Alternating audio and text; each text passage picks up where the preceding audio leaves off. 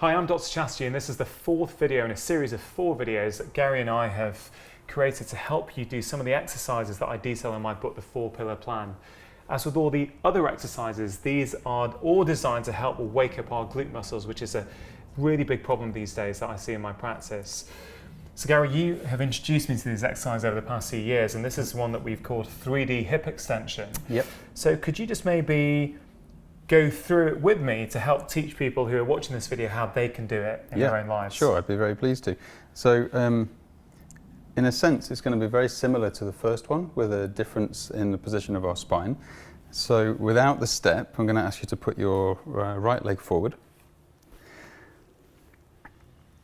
And again, remember we discussed the stride length. So the difference between having a long stride length is denying yourself the opportunity to get the pelvis over the foot. So shorter stride length, pelvis will travel forward over the foot when you bend your knee and get your weight into the toe knuckles without gripping the toes. That, again, we described this in the first flexion on a step video as the kind of cornerstone of this movement. So if you get your weight fully over, you already feel the glute. Perfect. So go in and out of that a few times. This is called just finding that moment. So you can get a sense. If you can't feel the glute, shorten the stride, make sure the pelvis is over the foot, allow the weight into the front toe knuckles, and you already got it. Oh yes. Back leg straight? Perfect, yeah, good point. The back leg is straight because if you bend the knee, you can demo the knee, it drops down and again just changes the emphasis on the whole structure. Perfect, so straight leg, weight in the front foot. And then what we're going to do is bring in the arms. So if you take both arms above your head, and you're going to reach the thumbs backwards, and we'll turn you to see you sideways in a second, but the rib cage must travel forward with the weight bearing into the foot so that the rib cage stays over the pelvis. It's not this, is it? You know. There's an absolute risk of you reaching the arms back, taking the rib cage back, and the knee forward will compress the lower part of the spine. You'll see that from the side. Why don't we turn side on? Turn the other way and then we can actually get your right leg forward still. So go through the points again from this perspective.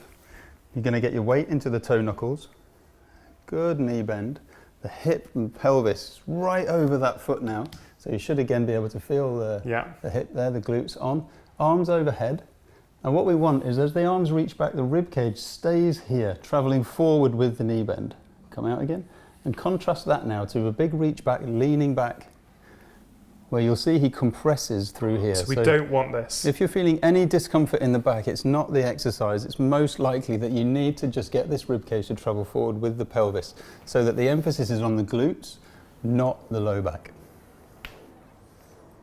Is that right, Gary? Am I doing everything? Yeah, perfect. You can see here the rib cage over the pelvis, the head nice and rested on top of the pelvis and the rib cage.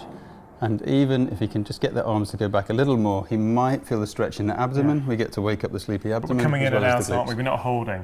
It's not yoga. So, and I say that with all respect to yoga, but we're actually in an opportunity to come in and out of this, educate the muscles to learn the position and come back to a resting point and back out again. So obviously you have to reset every time. So every time you enter the movement, make sure the pelvis is over the foot.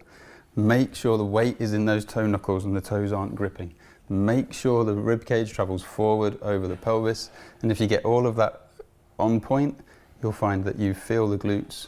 You might feel the front of the left hip. You might feel the abdomen, and you won't be able to do too many quality reps there. Yeah, so like all the others, we're talking about maybe 4 or 5 repetitions on each leg. Yeah. You know, as you get better at them, as your body gets used to them, we'll go through some progressions on further videos for you.